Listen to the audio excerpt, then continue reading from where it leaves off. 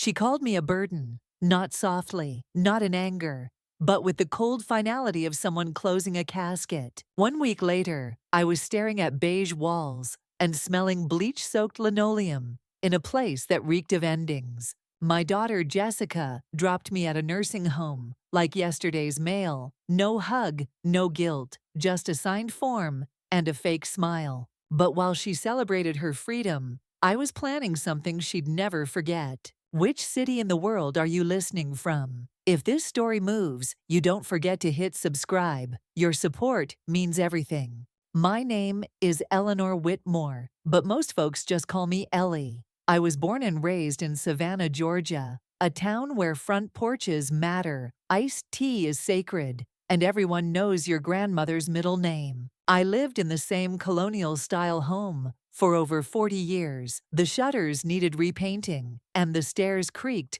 like they carried secrets, but it was mine. It smelled like lemon polish, old books, and something warm always baking. My late husband Walter built that back porch with his bare hands. He died 12 years ago, cancer quick and cruel, and since then, it was just me, the hydrangeas, and the echoes of laughter that once filled the hallway. Jessica, my only child, visited when she could. She lived in Texas, now chasing some dream of holistic wellness and curated perfection. She talked fast, moved faster, and always seemed allergic to silence. Still, I believed she loved me in her own way. She'd send fruit baskets on my birthday and take me out once a year for Sunday brunch. We didn't always understand each other. I was more paper and pen. She was apps and energy crystals. But I thought that was normal. What mother doesn't feel a little outdated sometimes? When Jessica called last fall and said, "Mom, you should come live closer to me. I worry about you," my heart leapt. Not because I needed help,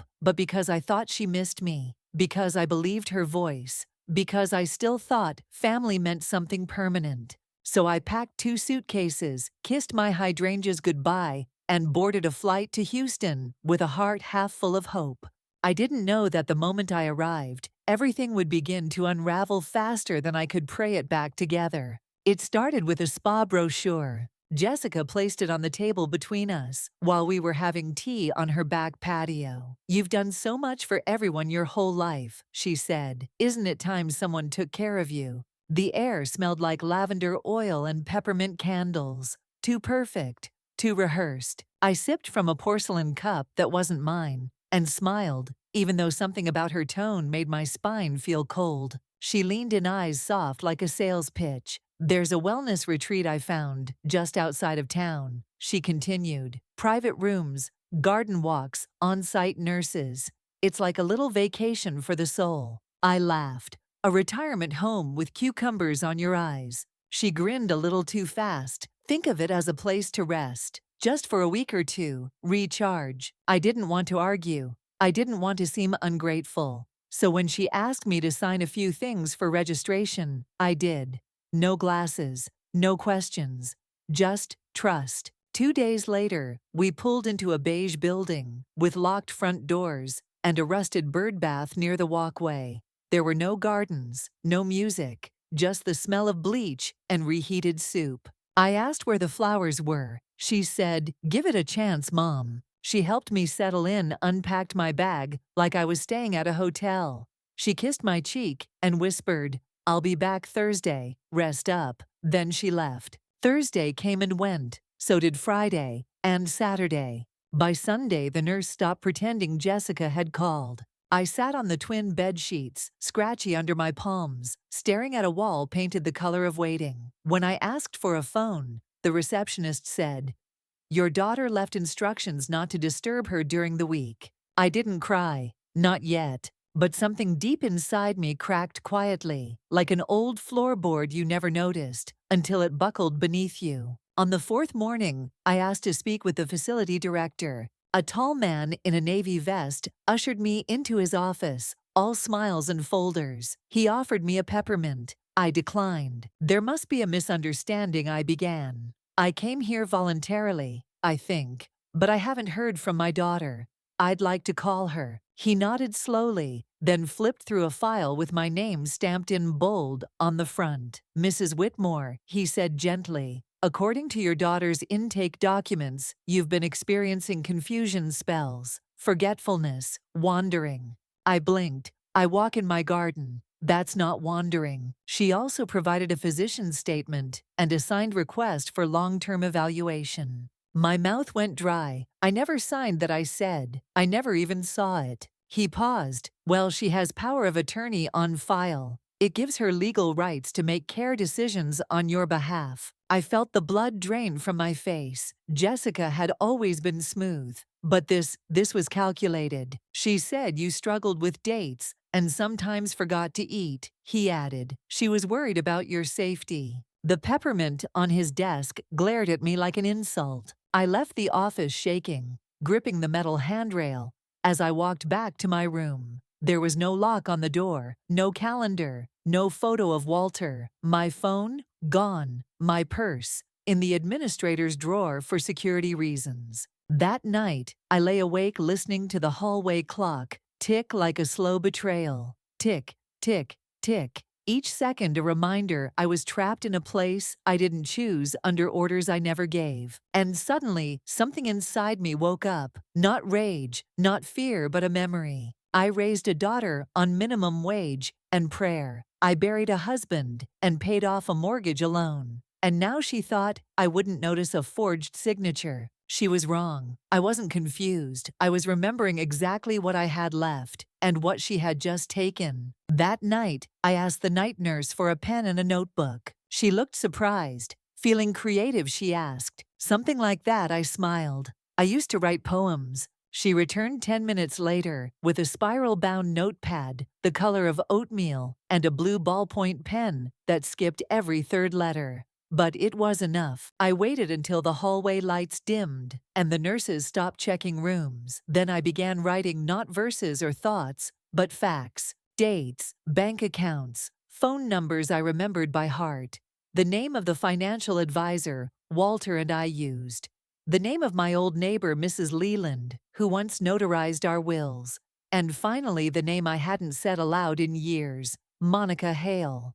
My lawyer, my friend, my last line of defense. My fingers ached as I wrote, the arthritis sharp in my knuckles. But I didn't stop. I logged the date Jessica brought me here, the nurse who first took my purse, the code on the medication cabinet I once glimpsed over a shoulder. This wasn't poetry, it was evidence. The next morning, I asked if I could use the facility phone. The nurse raised an eyebrow. It's for emergencies, she said. This is one, I replied. She hesitated, then pointed me to the landline behind the reception desk. I dialed the only number that still lived in my memory. It rang twice, then clicked to voicemail. A beep, then silence. Monica, I said, voice steady. This is Eleanor Whitmore. I believe my daughter has committed legal fraud and placed me in this facility without true consent. I am mentally sound and in need of immediate legal review. Call me back. I hung up, exhaled, and returned to my room.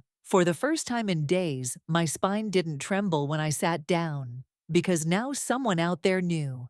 And that meant I wasn't entirely alone anymore. Monica called the next morning. I was sitting in the courtyard under a dying elm tree when the nurse handed me the cordless phone. Someone named Monica, she said, eyeing me differently now. I pressed the phone to my ear. Ellie, Monica's voice cracked through the static. Are you safe? I nodded, then realized she couldn't see me. Yes, I said, but not for long if I stay here. She didn't hesitate. I pulled your old file. You're still legally sound, Ellie. If she forged your signature, we can revoke every bit of control she thinks she owns.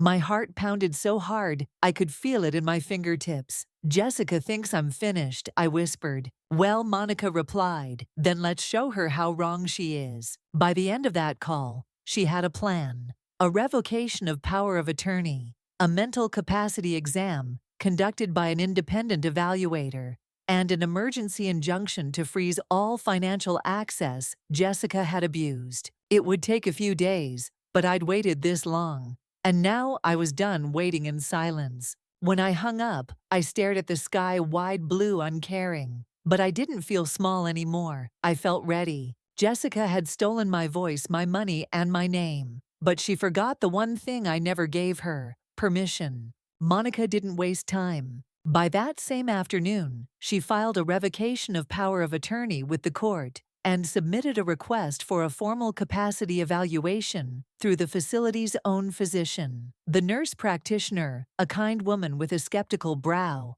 met with me in my room the next morning. She asked me to name the date, the president recite a sequence backward, and describe my childhood home. I answered every question with calm precision.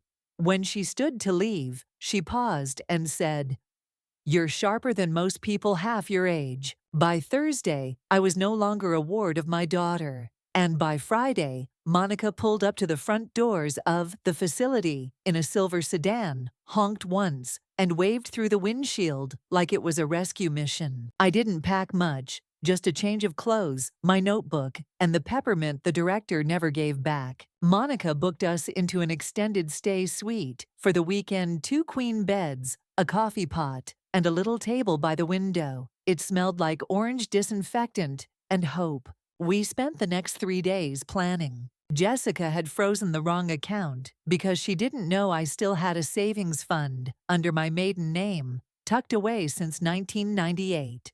Walter always said, "Keep one thing in your name, just in case." Thank God I listened. Monica and I moved fast. We petitioned for a financial audit, demanded Jessica account for every dollar withdrawn from joint assets, and filed an elder exploitation report with the state's Adult Protective Services. But I wasn't done. I told Monica I wanted to sell the house in Savannah. Every last brick of it. Jessica thought she inherited it emotionally, but legally it was still mine. We listed it quietly, through a friend Monica trusted. No open houses, no social media, just a single cash buyer, a young military couple with a newborn, and dreams bigger than their budget. I accepted their offer with tears in my eyes and signed the deed with a hand that barely shook. Monica raised an eyebrow. "Where do you want to go now?" I pointed to the map. "Right here," I said, tapping a cul-de-sac across from Jessica's house.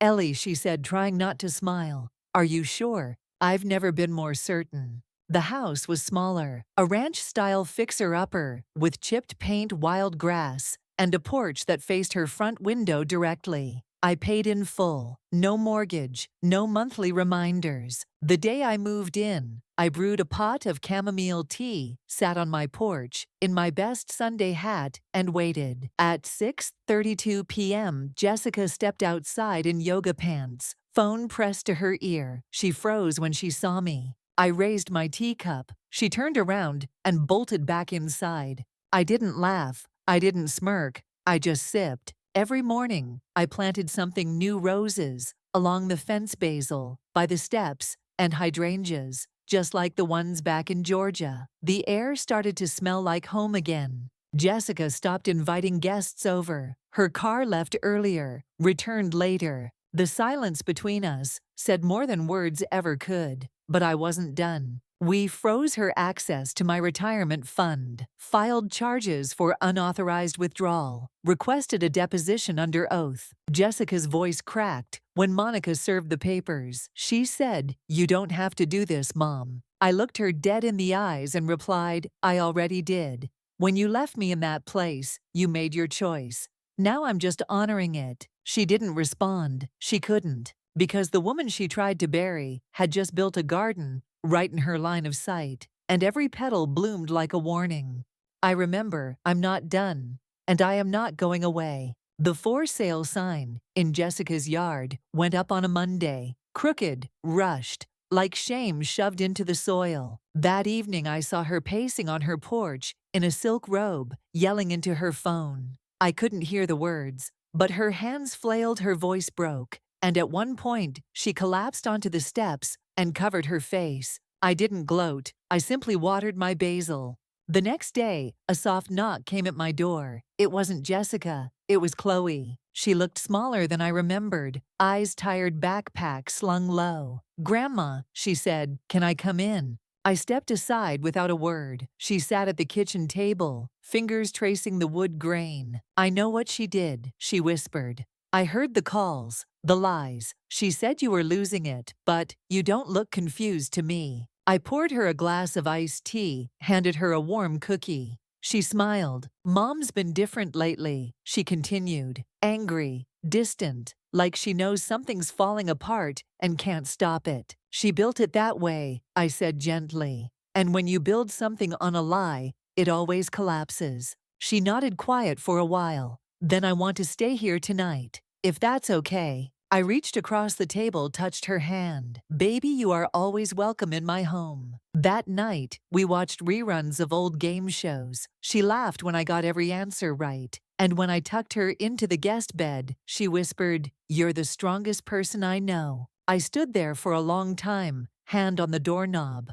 Because sometimes the greatest victory isn't revenge, it's legacy. The kind you pass on, not out of spite, but out of truth. Across the street, Jessica's house sat dark. No music, no laughter, no pretense. Just the weight of everything she tried to bury, and the woman she could no longer ignore. It's been 6 months. Jessica moved away quietly. No goodbye, no explanation. Just a rental truck that came at dawn and was gone by noon. I didn't watch from the window. I was in the garden, trimming my hydrangeas. Chloe still visits every weekend. We cook, we paint. Sometimes we say nothing at all, just sit together in the silence that used to hurt, but now feels like peace. I updated my will last week. Everything I own, this little house, the savings, the journals, the garden, will go to Chloe. The rest, donated to a fund for elder women with no one left to fight for them.